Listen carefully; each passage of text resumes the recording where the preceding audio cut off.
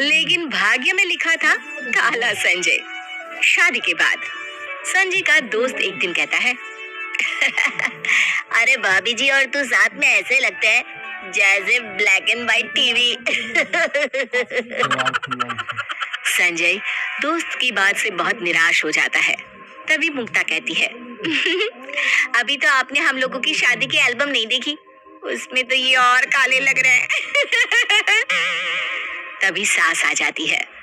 हाँ, सरकारी नौकरी जो है मेरे बेटे की। वैसे बेटा तुम्हारा क्या हुआ, 12वीं पास हुए या फिर फेल हो गए? दोस्त घबरा जाता है। आंटी जी इस बार तो लग रहा है कि पास हो ही जाऊंगा। मुक्ता ये ना संजय का स्कूल का दोस्त है। अब संजय तो जिला का अधिकारी बन गया, लेकिन ये वही स्कूल में ही रह गया। वो क्या है ना, पूरे शहर में पहला नंबर था मेरे संजय का। संजय माँ को प्यार से देखता है। दोस्त वहां से निकल जाने में ही अपनी भलाई समझता है, लेकिन दोस्त के जाने के बाद, देख मुक्ता, कोई और तेरे पति की बुराई कर रहा है तो तुझे बात संभालनी चाहिए थी, ना कि खुद भी पति की बुराई करो। वैसे भी तुम्हारे पापा ही पीछे पड़े थे, शादी कर लो शादी कर लो, वरना मेरा बेटा इतना इंटेलिजेंट है कि ना पैसे की ना लड़की की कोई कमी नहीं थी। अरे माँ रहने देना, क्या बात लेकर बैठ गई? सासू माँ, वैसे मैं कोई बुराई नहीं कर रही थी, जो सच है वही तो बता रही थी। वो तो मैं थोड़ी मोटी थी, वरना लड़कों की कमी मेरे घर में भी नहीं थी, रिश्तों की लाइन लगी रहती थी। मुक्ता वहां से चली जाती है। फिर एक रोज मुक्ता मायके जाती है, जहाँ चाचा का बेटा कहता है, क्या मुक्ता दीदी, पता नहीं ताऊ जी ने क्या देखकर आपकी शादी काले लड़के से कर दी। अरे क्यों, क्या कमी है हमारे दामाद में? बस रंग ही तो थोड़ा दबा है। थोड़ा? कैसी बात कर रही हो माँ, पक्का रंग है पक्का।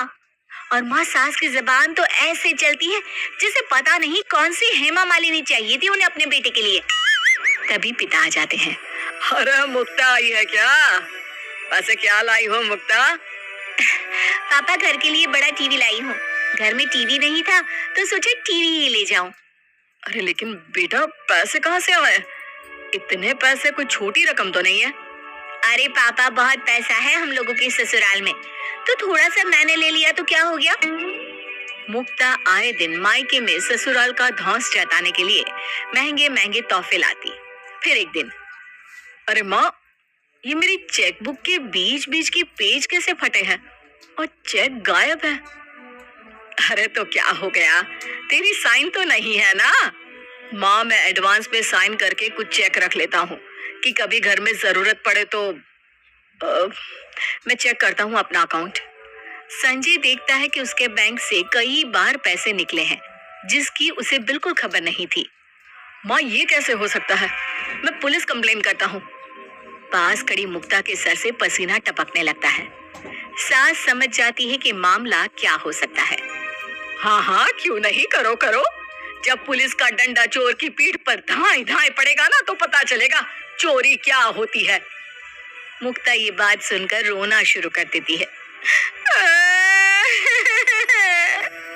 मुझसे गलती हो गई, मुझे माफ कर दो, मैं आगे से ऐसा नहीं करूंगी।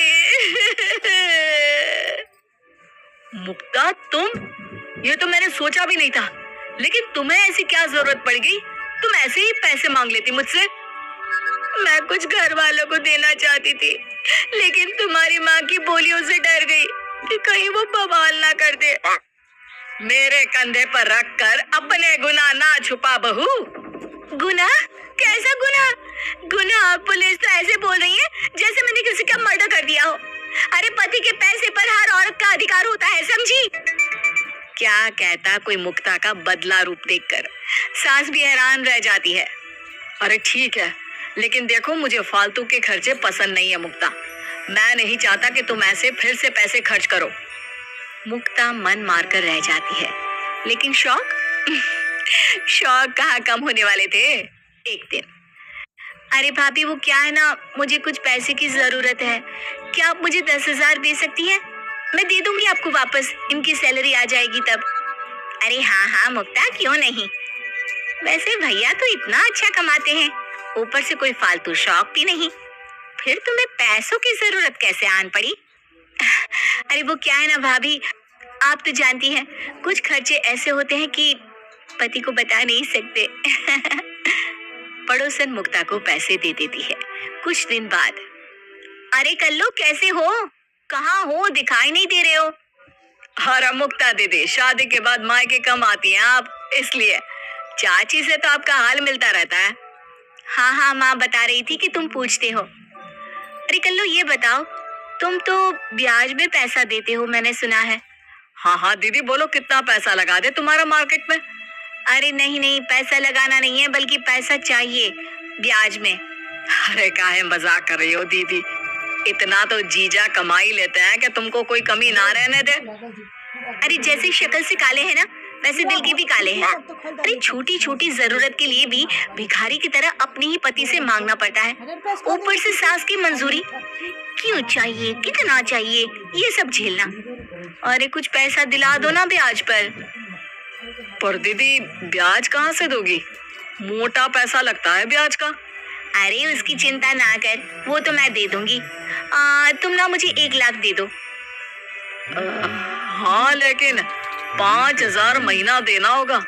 तुम मोहल्ले की बेटी हो, इसलिए गारंटी में कुछ मांग नहीं रहा हूँ। अरे हाँ हाँ ले लेना, पैसा दे दो बस। कल्लू मुक्ता को पैसे दे देता है। मुक्ता उन पैसों से अपने मायके वालों और सहेलियों के बीच झूठा दिखावा और शान दिखाती है।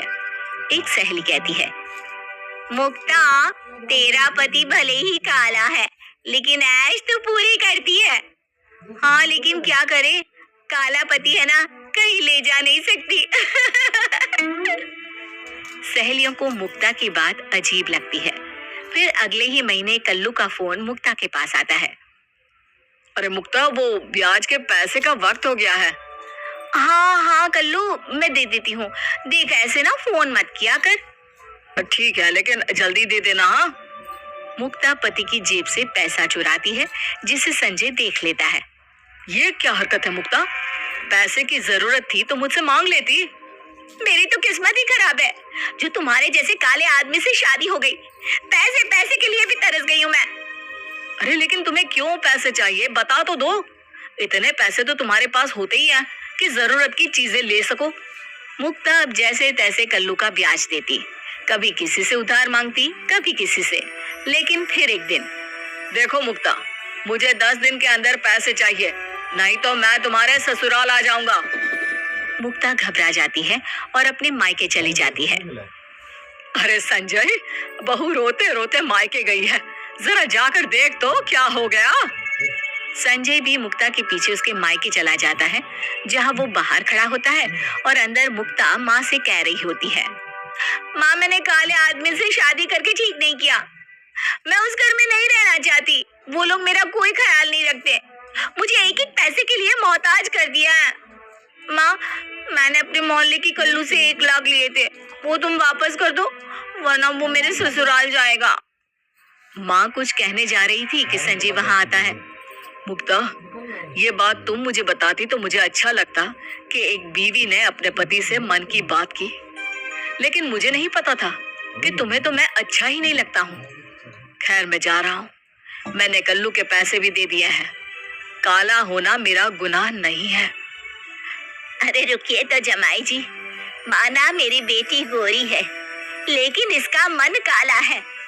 आप जैसा नेक आदमी तो किसी अच्छी लड़की के ही लायक है। मुक्ता तुम भले गोरी हो, लेकिन तुम्हारे कर्म बहुत काले हैं। मुझे माफ कर दो माँ, मैं समझ गई, जो पति प्यार और इज्जत दे उसका रंग हर उस आदमी से अच्छा है जो अपनी बीवी को पैर की जूती समझता है। मुझे माफ कर दीजिए, मैं आपके साथ चल रही हूँ।